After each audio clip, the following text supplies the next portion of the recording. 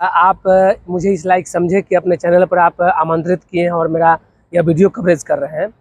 मेरा पूरा नाम हुआ रमेश कुमार सिंह, ऑफिशियल नाम है रमेश कुमार सिंह। पेशे से एडवोकेट हूँ, सिविल कोर्ट हाजीपुर वैशाली में, और मेरा जन्मभूमि हुआ से हाजीपुर में हूँ। हाजीपुर में रहने के क्रम में जो मैं हाजीपुर की बदहाली देखा, सबसे पहले तो अपराध को देखा और अपराध को रोजगार से जोड़ कर देखा। तो हाजीपुर में अपराध का आलम यह है कि जिला मुख्यालय है हाजीपुर, जिला का जिला मुख्यालय है हाजीपुर। वैशाली जिला का सिरमौर कह सकते हैं, हाजीपुर को सिरमौर कह सकते हैं, यानी शीर्ष है। अगर मैं वैशाली की बात करूं तो हाजीपुर सबके मानस पटल के सामने चला आता है। हाजीपुर में अपराध का वो आलम है कि हर सप्ताह या फिर मैं ये कहूं कि हर 2 दिन पर एक हत्या होता है। अब हत्या होता है तो हत्या को रोजगार से मैं कैसे जोड़कर देखा कि जब हत्या होगा तो बड़ी बड़ी कंपनियां, बड़े बड़े लोग, बड़े बड़े फैक्ट्री कैसे अपना बिजनेस व्यवसाय लेकर हाजीपुर में आएंगे। अगर उनको सुरक्षा नहीं मिलेगा तो वह जो है अपना व्यवसाय हाजीपुर में नहीं लगाएंगे, फलस्वरूप यहाँ के लोग पलायन करने लगेंगे और कर रहे हैं। तो सबसे पहले तो मैं यह देखा कि यहाँ रोजगार की सुविधा नहीं है। मेरे साथ रहने वाले जितने भी लोग हैं वो सब लगभग बेरोजगार है। सभी का एक उम्मीद है कि हम लोग के साथ, वकील साहब के साथ जुड़े हुए हैं, तो कहीं ना कहीं वकील साहब हमको रोजगार का सृजन, रोजगार लगवाएंगे, रोजगार के लिए पहल करेंगे।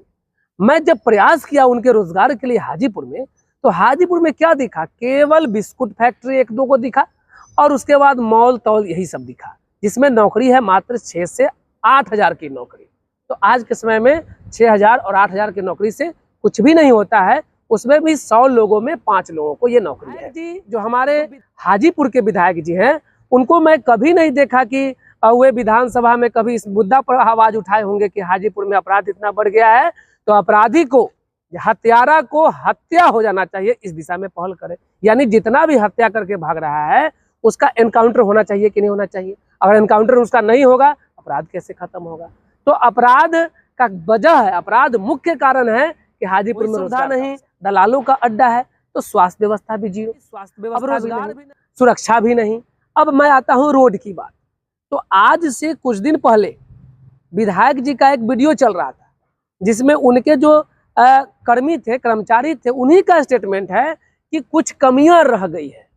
कुछ नहीं भाई साहब, कमी तो इतना ज्यादा है कि आप हाजीपुर के गलियों में घूम लीजिए, एक रोड ठीक नहीं है। और बारिश में, जबकि इस बार औसतन बारिश भी हाजीपुर में कम हुआ है, उसके बावजूद हाजीपुर में नाली के पानी से गंगा का वो हब बनने जा रहा है।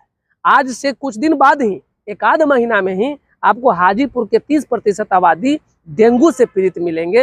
हो सकता है 1-2 बैकुंठ भी चले जाए। इस दिशा में अभी विधायक जी का क्या काम है, कुछ नहीं किए, 0/0।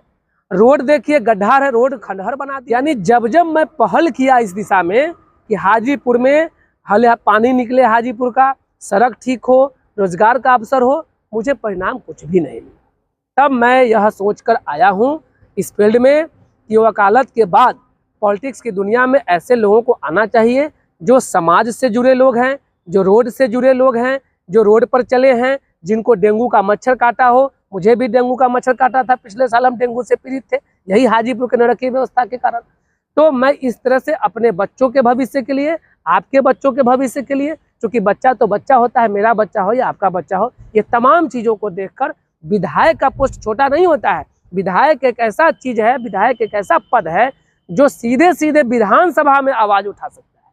कानून यदि गड़बड़ है तो कानून के बदलने की दिशा में आवाज़ उठा सकता है। और विधायक के पास इतना पावर है कि एक विधायक अगर चाह जाए तो क्या मजाल है कि हाजीपुर चमना नहीं बनेगा, क्या मजाल है कि यहाँ अपराधी तांडव कर लेगा, क्या मजाल है कि यहाँ पर अपराधी गोली मारकर भाग जाएगा। जिला मुख्यालय में, जिला मुख्यालय के बीचों बीच अपराधी गोली मारकर भाग जा रहा है और पुलिस क्या करता है, निर्दोष आदमी को, चोर चुहार को पकड़ के ले आता है, 500 लाठी मारता है और उससे कबूल करवा लेता है कि हम ही हत्या किए हैं। मैं जानता हूँ, वकालत की दुनिया में हूँ, मैं प्रतिदिन केस को रीड कर रहा हूँ। जितना भी हत्या के केस में, अज्ञात हत्या के केस में पुलिस पकड़ रही है अपराधी को, कोई अपराधी नहीं होता है, सब चैन स्नेचर है, चोरी करने वाला छोटे मोटे चोर होते हैं, और उसको बड़ा बड़ा केस में अपराधी बना के ठेल दे रहा है। हजारों ऐसे लोग हैं, हजारों जेल में ऐसे लोग बंद हैं जिनके पास पैसा नहीं है कि वो सजा के रकम को जमा कर दें और वो बाहर निकल सकते हैं।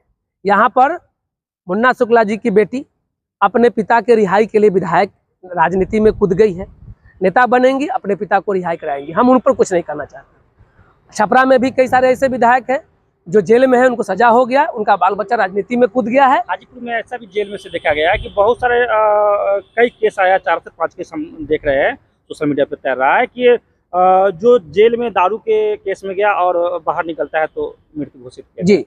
तो इस तरह से विधायक जी को चाहिए कि वैसे वैसे गरीब लोग जिनका सजा पूरा हो चुका है, अब सजा पूरा होने के बाद वो इंसान है, उसको आम जीवन जीने का अधिकार है, उसको बाहर निकलवाइए। और यदि उसके परिवार में कोई ऐसा लोग नहीं है आवाज उठाने वाला, तो उसके लिए भी आवाज उठाना विधायक जी तो उठाएंगे। मुखिया जाएगा विधानसभा में बोलने, जिला परिषद जाएगा विधानसभा में बोलने। हमारे प्रदूषण का आलम देख लीजिए। पटना में गया, पटना में जाता हूँ सिविल कोर्ट में केस लड़ने, हाई कोर्ट में केस लड़ने, वहाँ के जो नगर निगम है उसका एक गाड़ी चलता है जो पानी का फुहारा देता है, पानी का फुहारा देता है जिससे कि हवा में जो डस्ट उड़ रहा है वह बैठ जाता है।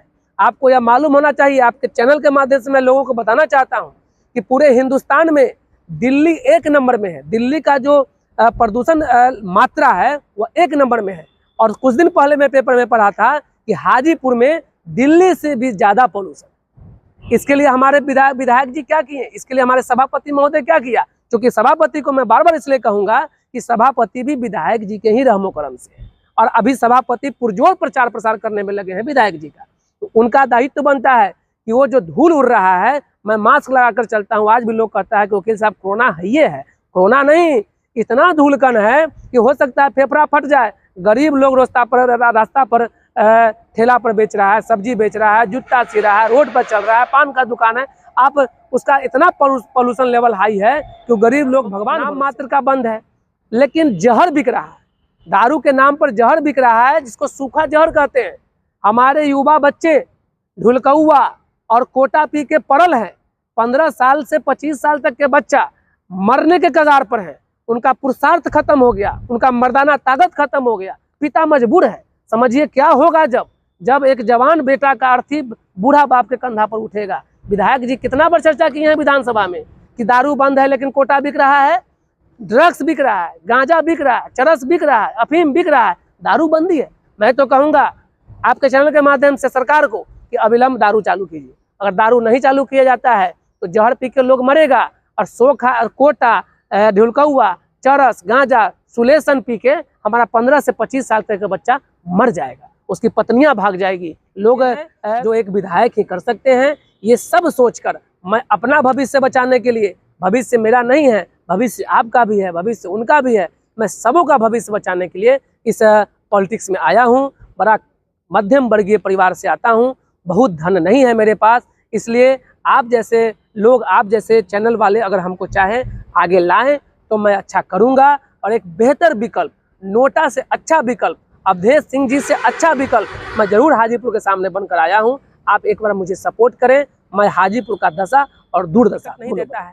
आप कल के प्रभात खबर उठाइए, मेरे पास प्रभात खबर आता है और द हिंदू इंग्लिश पेपर में लेता हूं।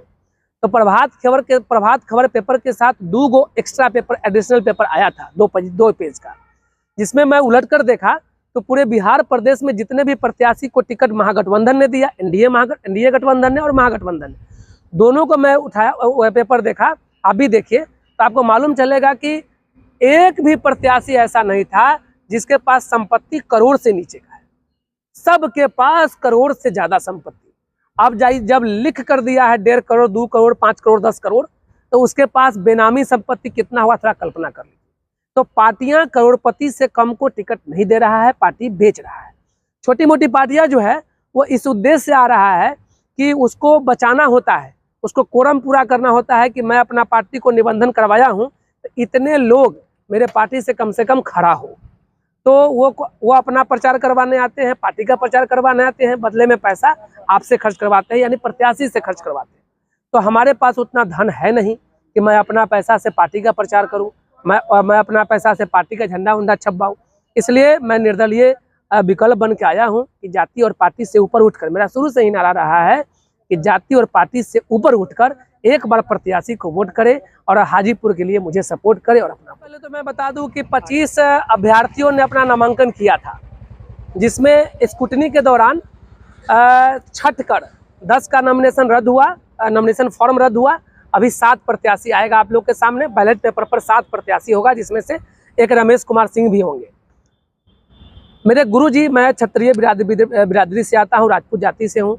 जब मैं पढ़ता था स्कूल में और ट्यूशन में, तो हमारे गुरुजी कहते थे, क्षत्रियान बिना विपरमान बिना गुरु सम्मान बिना जल जाओ रे जीवन ज्ञान बिना।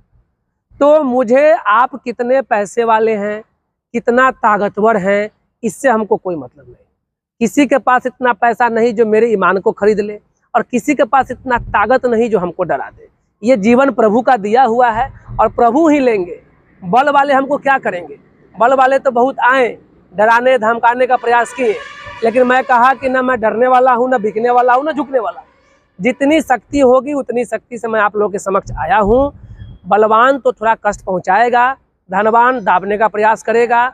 आप तो बहुत महान यूट्यूबर्स हैं जो आप हम जैसे लोगों का बाइट भी ले रहे हैं।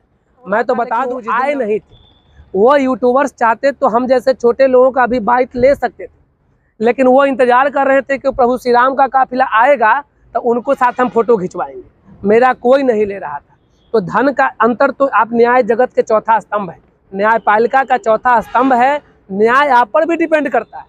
यानी आपको भी चाहिए कि बड़ा और छोटा में अंतर नहीं देखे, आप सबको बाइट लीजिए, सबको आगे बढ़ाइए। आपका यही काम है, मुख्य उद्देश्य यही है।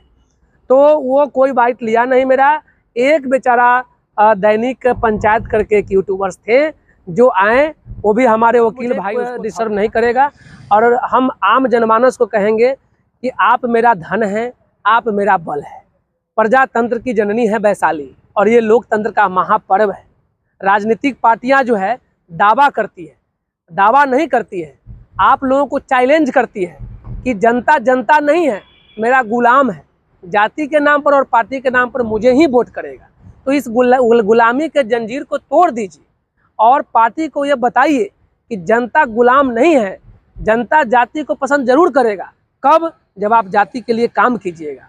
जितने भी जाति के नेता हैं, मैं आपके चैनल के माध्यम से सभी लोगों को यह बताना चाहता हूँ कि वे जाति के नेता हमको बताए कि अपनी जाति के, वे अपने जाति के कितने गरीब बेटियों की शादी करवाए होंगे अपने पैसों से, अपनी जाति के कितने लोगों को राशन कार्ड बनवाए होंगे, अपनी जाति के कितने लोगों को वृद्धा पेंशन विधवा पेंशन दिलवाए होंगे, और अपने जाति के कितने लोगों का कल्याण वो किए होंगे। आपको रिजल्ट मिलेगा 0/0। लोकतंत्र में जाति नहीं होता है। कुर्सी के लिए लोग मारामारी कर रहा है। आप देख लीजिए, कोई अपना समधी को दे रहा है टिकट, कोई अपने पत्नी को दे रहा है टिकट, कोई अपने भाई को दे रहा है टिकट, कोई अपने भतीजा को टिकट दे रहा है। मैं कहता हूँ हर जाति महान है, और हर जाति में ऐसे लोग हैं जो काबिल हैं और बड़े बड़े पोस्ट पर हैं। अगर आप जाति के रहनुमा हैं तो अपने जाति के वैसे वैसे लोगों को चुन कर लाइए, जो बड़े बड़े लोग, जो विद्वान हैं, ज्ञानवान हैं, बड़े पोस्ट पर हैं, उनको मौका दीजिए।